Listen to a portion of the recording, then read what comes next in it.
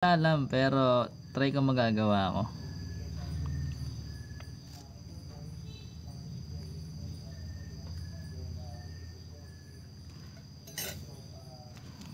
Yan.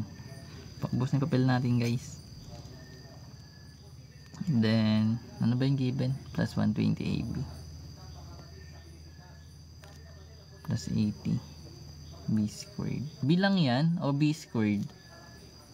B yan o B squared? Baka B squared yan, ha. Yeah, sagutin mo nga to, yeah. B lang? Hindi siya B squared? Eh, basic. Hindi. Parehas. B lang to, sigurado ka? Engineer, sagutin mo nga. Ito na, si Math Enthusiast, oh. Math Enthusiast, anong factor neta? 3. GCF. Hindi naman 3. Saan to divisible, guys? Sa 5. Oh, di ba sa 5? Oh, titingnan mo yung numbers. Kasi yung mga numbers mo, meron kang 45, meron kang 120, meron kang 80. So, nagtatapos sa 5, nagtatapos sa 0 yung dalawa. That's mean. Therefore pala ang tamang term. Therefore, you can divide by 5. Pero kung alam mo kasi yung divisibility rule, dali lang yun, di ba ya? So, tingnan mo yung variables. Meron ka ditong a squared, meron ka ditong ab, meron ka ditong b. Which means, guys, yung a mo, dalawa lang dito, sa kabila, wala. Tapos dito naman sa part na to, dalawa lang yung b.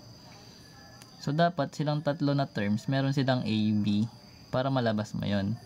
Pero nga dahil wala silang common, na pare-para sila meron, kaya nga common. Ibig sabihin, pwede ka na mag-close parenthesis. Ay, open pa na. So, divide mo lang yung numbers, then copy mo lang yung variables. So, yung 45 divide 5, that is 9. Then, copy lang yung a squared. Plus, etong 120 AB divide 5. Ano yung 120 divide 5?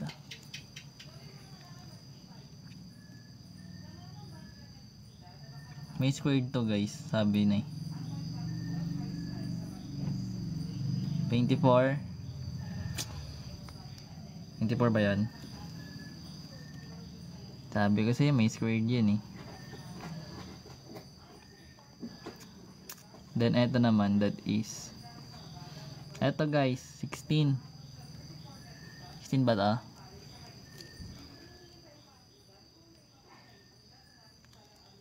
16. Yung galing naman ng ating mga viewers. Ito siya pag factored form. Ano naman sila eh.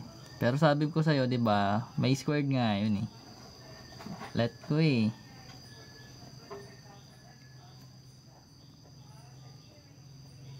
Kasi binomial to, guys. So, yun lang sila. Pero kung ito yung given, pwede ka mag trial and error. Diba ya? Pero kaya mo ito i-factor ya. Yung pinakamalaki na. Yung talagang factored form na siya. Binomial kasi ito eh. Wait lang. Trial and error na lang natin.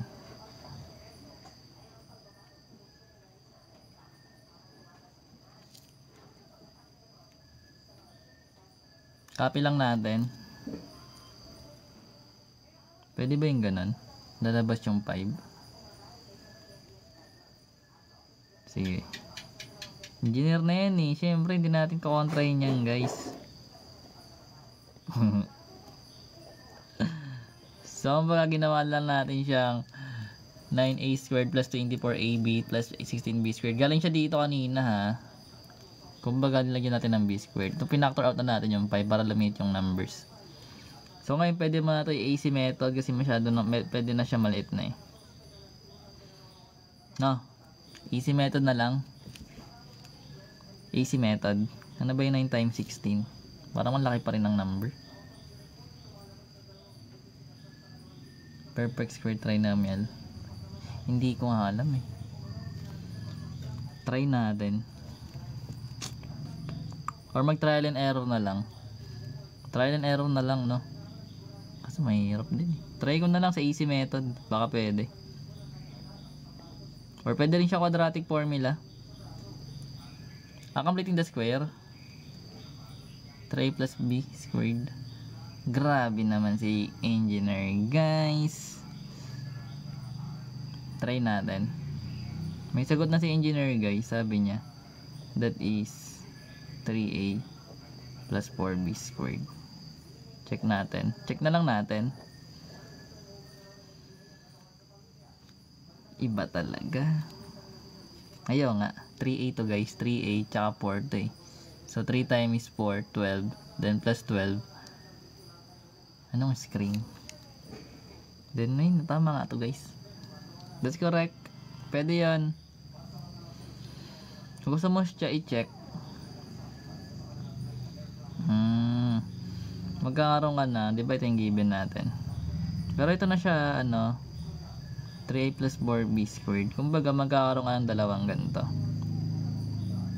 So, pag in-expand mo to, FOIL method mo to, ganyan, magiging 9a squared. Then, ito naman, magiging 12ab. Then, dito ka naman, plus 12ab. Then, dito ka naman, magiging 16b squared. So, meron ka pa ditong 5 sa labas. So, pero pwede pa natin yon i-simplify kasi may similar term. Grabe. Sideline mo yan, ya. So, pwede mo ito i-combine na 12ab tsaka 12ab, ya. That is magiging 24ab plus 16b squared. Okay? Then, simplify or distribute natin yung 5. So, magiging 5 times 9, that is 45a squared. Then, 5 times 24, that is 120ab plus 5 times 16, that is 80b squared. So, ibig sabihin bumalik ka rin sa original na given.